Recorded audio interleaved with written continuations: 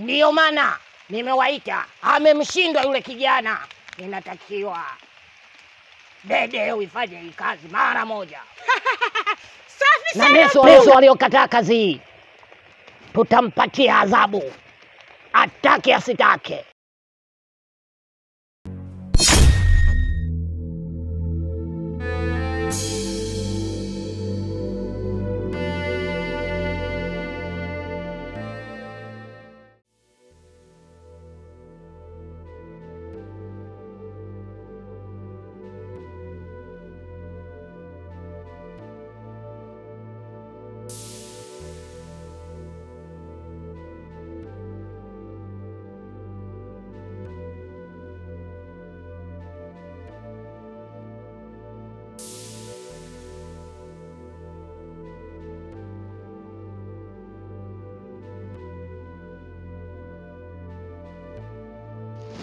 Karibu. Mjomba. Vipi? Safi mshikamoo. Mapema. Kwema. Mambo wanasemaje? Safi kabisa mjomba. Vipi nimemkuta Shembu? Yaani mmepishana sasa hivi hapa. Katoka sasa hivi hapa. Kaelekea wapi? Ameenda shamba huko gema minazi hapo. Ulikuwa shida naye? Nilikuwa na shida naye, kulikuwa kuna jambo langu limekuja kuchukua mrejesho kwake. Basi hilo jambo lako nitalifikisha hivi ulivyosema. Wala usijali mjomba. Utalifikisha? Basi haya. Sawa. Safari njema mjomba. Haya poa. Sawa.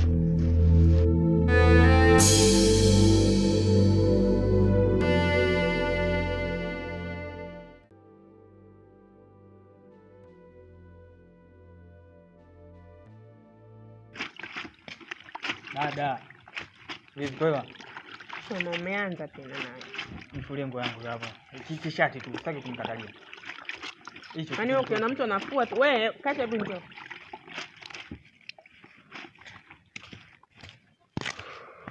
Ina nini tena? Bwana wewe.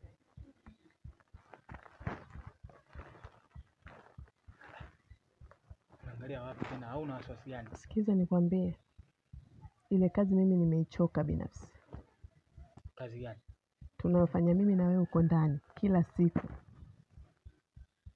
Yaani inaniumiza mimi kutembea na mdogo wangu. Ndugu yangu kabisa, damu yangu, nalala naye kama mume wangu, mimi nimechoka. Sasa dada, hiyo kazi tumepewa na kiongozi. Hatuna budi tuifanye. Hata kama haya katokea umenipa ujauzito. Umenipa ujauzito na kuaje? Jamii itanichukuliaje nayo nizunguka? Mimi nimechoka, sitaki tena. Yaani kuanzia leo hutaona tena mimi nashiriki na wewe jambo hili. Hata hivyo dada, hata mwenye sipendi. Ndio maana hata kiongozi nilimwambia mimi ushai basi. Nadhani hata mwenyewe uliona. Hivyo ili swala mimi kusema ukweli nitamwachia shemeji.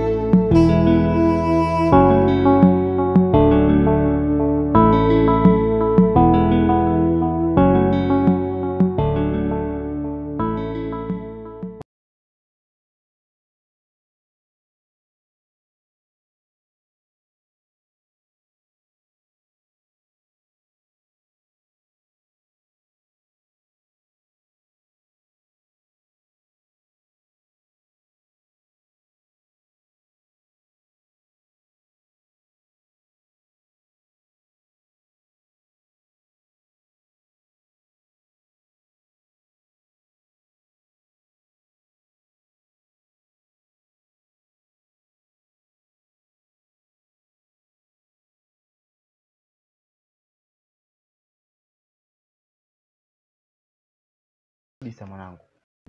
Unachosema mimi ni kweli. Yaani hata uwanjani jana hatujamuona.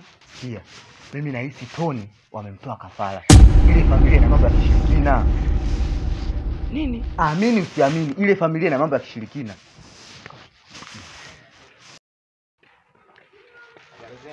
Safi na kwaje? Dada yake ndio yule pale. Yaani anaonekana kitu cha washirikina.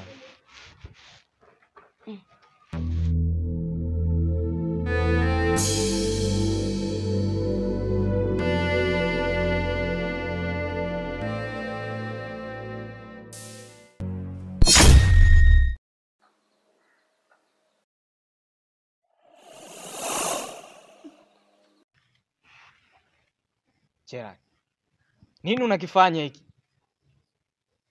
Unaona nimefanya nini?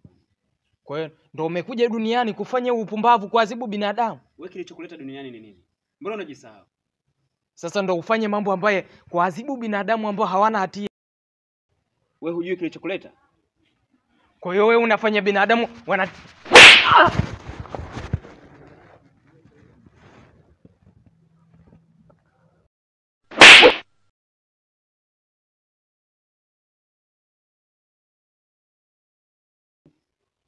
Jonas, muda wewe kuishi duniani sasa umeshaisha.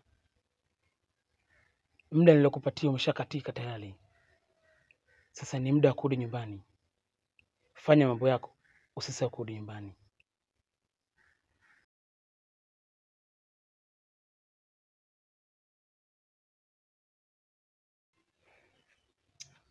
Hizo ni adhabu ambazo zinakufuata wewe sasa hivi.